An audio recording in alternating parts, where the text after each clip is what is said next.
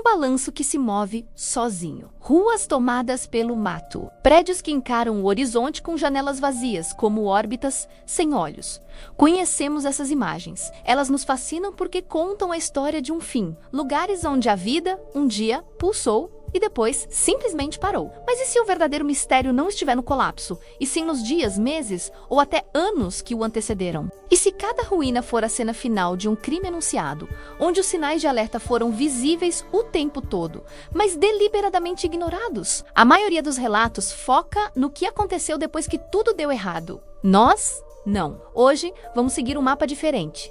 Um mapa dos avisos. Os sussurros, as rachaduras no asfalto, as pequenas rebeliões que antecedem toda grande queda. Em cada uma dessas histórias existe um momento exato, um ponto de virada que foi desprezado. Nossa primeira parada nessa jornada nos leva a um lugar onde um dos homens mais poderosos do mundo tentou dobrar a maior floresta do planeta à sua vontade. E o resultado foi um dos fracassos mais espetaculares e arrogantes da história. No início do século XX, Henry Ford não era apenas um industrial. Ele era um rei. Seus carros estavam mudando o mundo.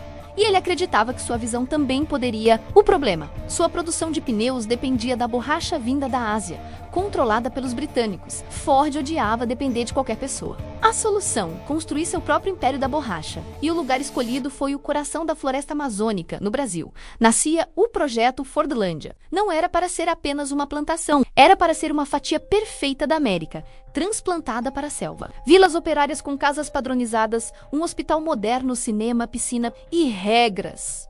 Muitas regras. E aqui encontramos o primeiro sinal, o primeiro aviso de que a realidade não se curva a um projeto no papel. Ford tentou impor um relógio americano em um tempo amazônico. Rotinas de fábrica sob um sol escaldante, leis secas em uma cultura festiva e a afronta final, um cardápio de hambúrgueres enlatados servido a homens da floresta. A paciência acabou em 1930, na revolta que ficaria conhecida como quebra-panela. Os refeitórios foram destruídos, os relógios de ponto silenciados e os gerentes americanos postos para correr. Era a selva dando seu primeiro não. Mas Ford não ouviu. Ele dobrou a aposta e a natureza preparava seu próprio ataque. A selva não queria um subúrbio americano, e ela cobrou seu preço. Mas a arrogância não foi um privilégio da Amazônia. A milhares de quilômetros dali, no meio do deserto da Namíbia, outra miragem de prosperidade estava sendo erguida. E o sinal de que tudo daria errado veio da mesma forma. Um presente fácil demais. A história começou em 1908 com uma cena quase bíblica. Um trabalhador avistou um diamante repousando na areia, brilhando sob o sol africano não como uma pedra, mas como uma promessa. A notícia se espalhou como fogo e em poucos anos, no lugar mais improvável do mundo, brotou a cidade de Comanskop. Casas de arquitetura alemã, um hospital com o primeiro aparelho de raio-X do hemisfério sul, um cassino, salão de festas e até uma fábrica de gelo. Tudo movido a uma riqueza que parecia inesgotável.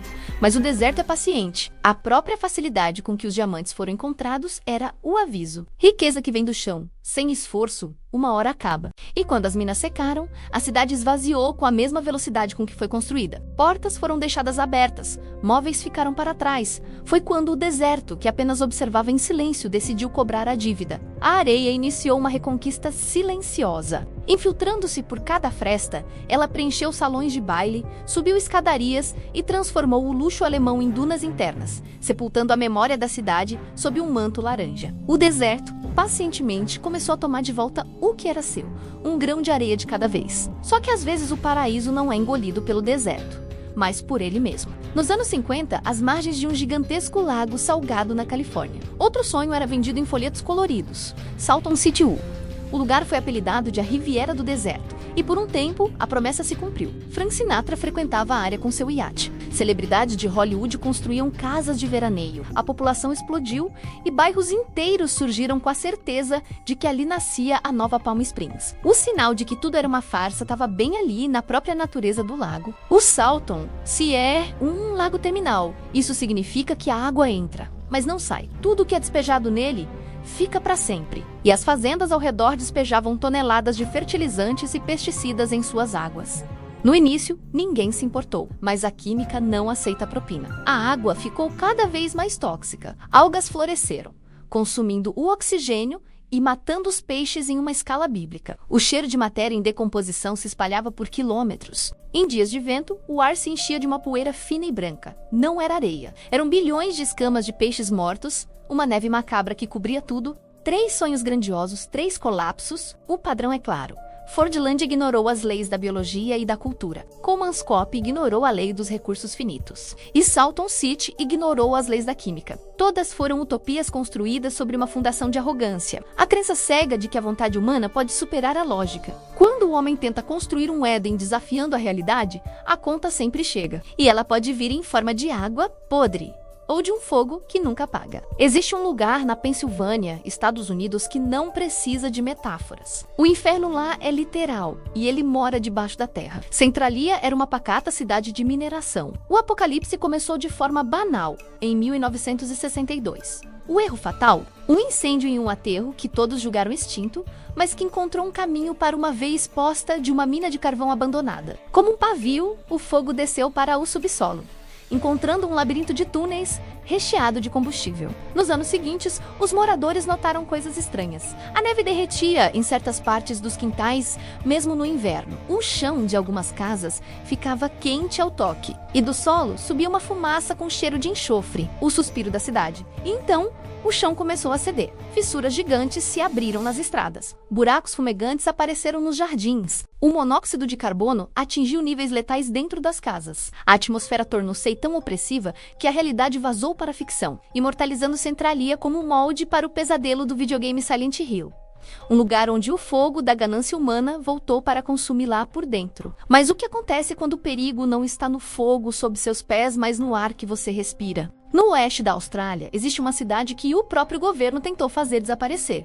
Whitenume. Nos anos 40, a cidade nasceu para minerar amianto azul. Na época, o material era considerado mágico, mas o sinal ignorado era o pó, uma poeira azul fina que cobria tudo. As crianças brincavam em montanhas de resíduos tóxicos. As famílias faziam piqueniques à sombra das pilhas de entulho. Ninguém sabia, ou queria saber, que cada partícula inalada era uma sentença. Décadas depois, a verdade veio na forma de uma epidemia de doenças pulmonares fatais. O ar de Whitenume não estava poluído, era uma arma. A contaminação era tão extrema que a única solução foi declarar a cidade inabitável. Comprando as casas e removendo-a dos mapas oficiais, as placas que restam não indicam um destino, mas um alerta de perigo biológico. O governo tentou apagar Whitenume da memória e dos mapas. Mas como se apaga um veneno que já está no pulmão de milhares? E como se apaga a memória de uma atrocidade que ficou de pé como um esqueleto à vista de todos?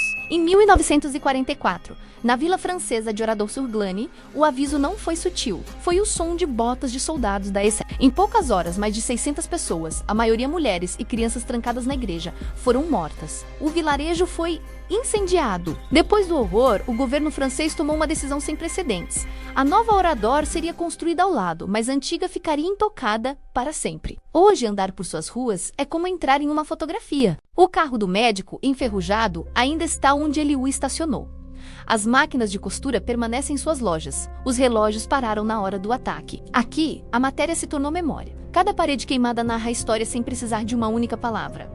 O lugar se recusa a cicatrizar. É um grito petrificado. Mas e quando o carrasco não é a crueldade humana, mas a própria natureza agindo de forma implacável? Na Argentina, a Vila Pequén era um próspero balneário, famoso por seu lago de águas extremamente salgadas. O aviso veio com as chuvas cada vez mais intensas, ano após ano. Em 1985, a barragem se rompeu e a cidade inteira foi engolida. Por 25 anos, Epequém dormiu sob a água. Quando o lago finalmente recuou, o que emergiu não foi a cidade que se lembrava, era um esqueleto branco. Ruas, árvores, carros, tudo estava coberto por uma espessa crosta de sal. Como se a água não tivesse apenas inundado, mas mumificado a cidade. Em Oradour, a decisão de não reconstruir foi um ato humano para forçar a lembrança. Em Epequém, a própria natureza fez o trabalho, criando um cemitério de sal a céu aberto. 2 lugares, 2 tragédias distintas, mas a mesma lição. Em alguns lugares, a história fica impregnada na própria matéria, recusando-se a ser esquecida. Ou, em alguns casos, se transforma em uma prisão. A Grécia vende cartões de paraísos, ilhas banhadas por um mar azul turquesa. Mas na costa de Creta, uma dessas ilhas, Spinalonga, esconde uma história que quebra essa ilusão. No século XX, a beleza estonteante de Spinalonga foi armada contra si mesma. A ilha virou uma jaula. O crime dos seus prisioneiros: carregar uma doença que a sociedade preferia esquecer a entender. Spinalonga tornou-se uma das últimas colônias de leprosos ativas da Europa. Pessoas diagnosticadas com hanseníase eram arrancadas de suas famílias e enviadas para a ilha, uma sentença de exílio perpétuo. O sinal ignorado aqui não foi um tremor na terra, foi um sinal moral. A sociedade decidiu que era mais fácil esconder os doentes do que cuidar deles. Na ilha, os exilados criaram sua própria microsociedade. Tinham casas, cafés, uma escola, uma fachada de normalidade e uma jaula de água salgada, vivendo e morrendo à vista da terra firme. Mas separados dela por um abismo de preconceito, quando a cura foi encontrada e a colônia fechada em 1957, as ruas e casas permaneceram, um testemunho de uma quarentena de mais de 50 anos. A beleza do lugar era, na verdade, a parede da cela. E essa ideia se repete de forma ainda mais sombria em outros lugares. Se Spinalonga era uma prisão disfarçada, a ilha de Poveglia, na Lagoa de Veneza, nunca se preocupou com disfarces. Ela era um depósito de sofrimento. Durante os surtos da peste negra, Poveglia se tornou o destino final. Barcos chegavam dia e noite, despejando mortos e moribundos. As vítimas eram queimadas em piras gigantescas. O sinal ignorado aqui foi a própria terra. A lenda local, sustentada por estudos, afirma que até 50% do seu solo seria os restos pulverizados de vítimas da peste. Pescadores evitam a área, temendo que suas redes tragam ossos. Para completar a aura macabra, no século XIX, a ilha abrigou um hospital psiquiátrico. Lendas falam de um médico que realizava experimentos controversos e que, atormentado pelos espíritos, teria se atirado da torre do sino. O hospital foi fechado e Poveglia abandonada. O governo já tentou leiloá-la, mas ninguém teve coragem de comprar. O que nos leva à forma final da ilha-prisão. Aquela que extrai até a última gota de vida de seus prisioneiros antes de ser descartada.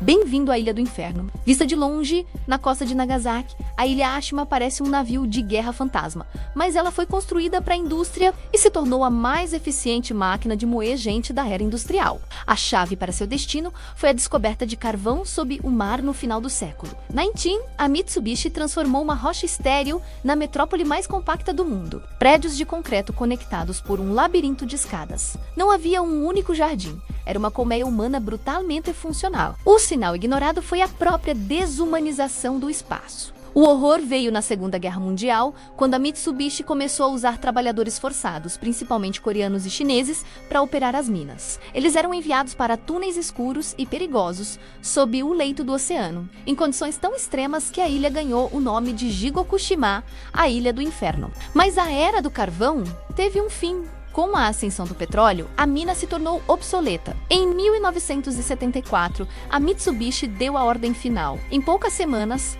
uma cidade com mais de 5.000 habitantes se tornou um deserto de concreto. Um fantasma que prova que às vezes o abandono é a única justiça possível. E no fim, quando a poeira baixa, o que sobra? Às vezes, apenas histórias. Veja a cidade de Boulder, na Califórnia. Um ninho de ouro e violência no Velho Oeste. Quando o ouro acabou, a cidade esvaziou, mas deixou uma lenda. Uma maldição. Dizem que qualquer um que leve um objeto de Boulder é perseguido por uma maré de azar. O parque que administra o local recebe centenas de objetos devolvidos com pedidos de perdão. Outras vezes, o que resta é a imagem crua da inevitabilidade. Na Itália, a cidade medieval de Craco se equilibrava no topo de um penhasco, mas o solo sob ela era instável. O sinal estava na geologia. Lentos deslizamentos de terra começaram a rachar as fundações, e a cidade inteira foi escorregando para o abismo. Seus habitantes abandonaram tudo, deixando um esqueleto de pedra que encara o vazio. De um lado, uma maldição. Do outro, a força da geologia. No fim, o resultado é o mesmo.